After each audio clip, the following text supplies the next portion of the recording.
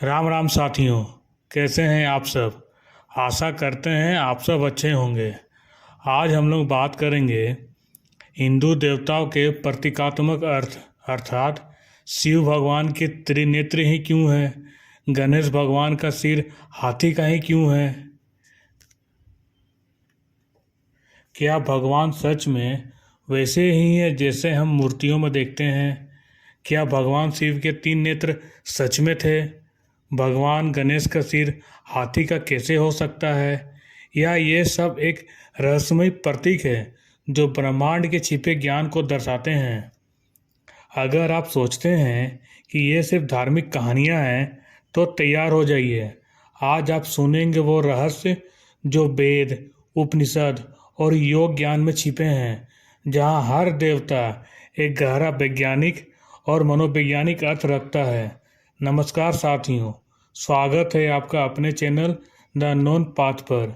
Video पसंद आए तो वीडियो को लाइक शेयर कीजिए और चैनल को सब्सक्राइब कीजिए।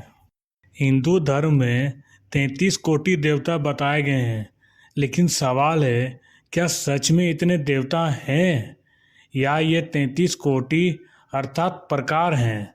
ब्रह्मांड की ऊर्जा के 33 रूप। हर देवता एक शक्ति का प्रतीक है। शिव विनाश और पुनर्जन्म की शक्ति, विष्णु संरक्षण की ऊर्जा और ब्रह्मा सृजन की चेतना। देवता व्यक्ति नहीं बल्कि कॉस्मिक एनर्जी पैटर्न है जो हमारे भीतर भी मौजूद हैं। भगवान शिव का तीसरा नेत्र सिर्फ आँख नहीं बल्कि ज्ञान की ज्वाला है। यह दर्शाता है दाएं नेत्र सूरज, बाएं नेत्र चंद्रमा, तीसरा नेत्र अग्नि। जब दो ऊर्जाएं सूर्य और चंद्र संतुलित होती है तब खुलता है आज्ञा चक्र, जिसे योग में तीसरा नेत्र कहा गया है। शिव का त्रिनेत्र डिस्ट्रक्शन नहीं करता बल्कि इल्यूजन को जलाता है। जो झूठ हम अपने बारे में मानते हैं, इसलिए कहा गया है जब शिव ने तीसरा नेत्र खोला तो अज्ञान भस्म हो गया।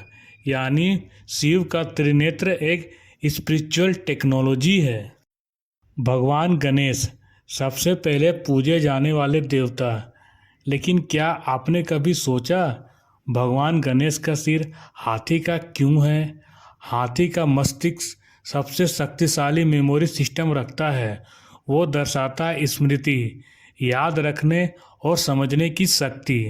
गणेश का बड़ा सिर बड़ा ज्ञान, छोटा मुंह कम बोलना, बड़े कान सबको सुनना, छोटी आंखें एकाग्रता, लंबी सूंड एडेप्टिबिलिटी, और सबसे बड़ा रहस्य गणेश का टूटा दांत। वो दर्शाता है sacrifice of ego for knowledge. Ganesh का पूरा स्वरूप बताता है अगर तुम जीवन में सफल होना चाहते हो तो अहंकार छोड़ो और बुद्धि अपनाओ। भगवान शिव का नटराज रूप सिर्फ नृत्य नहीं, वो cosmic dance of creation and destruction है। जब शिव डमरू बजाते हैं तो 14 प्रकार की ध्वनियाँ निकलती है, जिनसे संस्कृत भाषा और ध्वनि विज्ञान की उत्पत्ति हुई।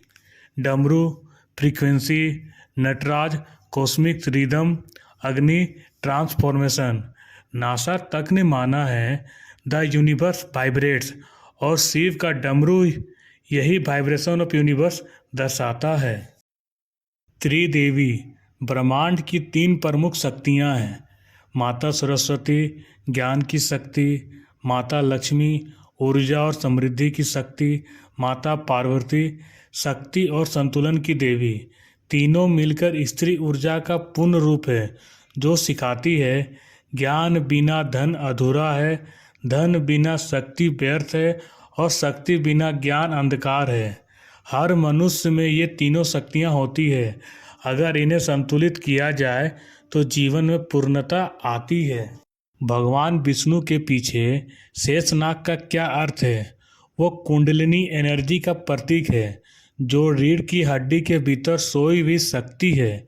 विष्णु का सुदर्शन चक्र जब मनुष्य अपनी चेतना पर नियंत्रण पा लेता है तब वह टाइम से परे हो जाता है, यानी मोक्ष प्राप्त करता है। इसलिए विष्णु सस्टेन करते हैं क्योंकि वो समय और ऊर्जा दोनों के संतुलन का प्रतीक है। हर देवता एक एनर्जी कोड है। जब हम किसी देवता की पूजा करते हैं तो हम अपने अंदर उसी ऊर्जा को जागृत करते हैं। Shiv equal to awareness, Ganesh equal to intelligence, Vishnu equal to balance, Devi equal to strength और हनुमान इक्वल टू डिसिप्लिन। यही कारण है कि मूर्ति पूजा का अर्थ है फॉर्म के माध्यम से एनर्जी से जुड़ना। तो आप सोचिए, क्या भगवान बाहर हैं या हमारे भीतर? क्या मूर्तियाँ सिर्फ पत्थर है या वे हमारे माइंड के कोड हैं जो अनलॉक होने का इंतज़ार कर रहे हैं? अगली बार जब आप भगवान गणेश या भगवान शिव को देखें तो याद रखिए आप अपने ही भीतर झांक रहे हैं, क्योंकि सनातन धर्म सिर्फ धर्म नहीं, एक विज्ञान है जो आत्मा को समझने की कुंजी देता है।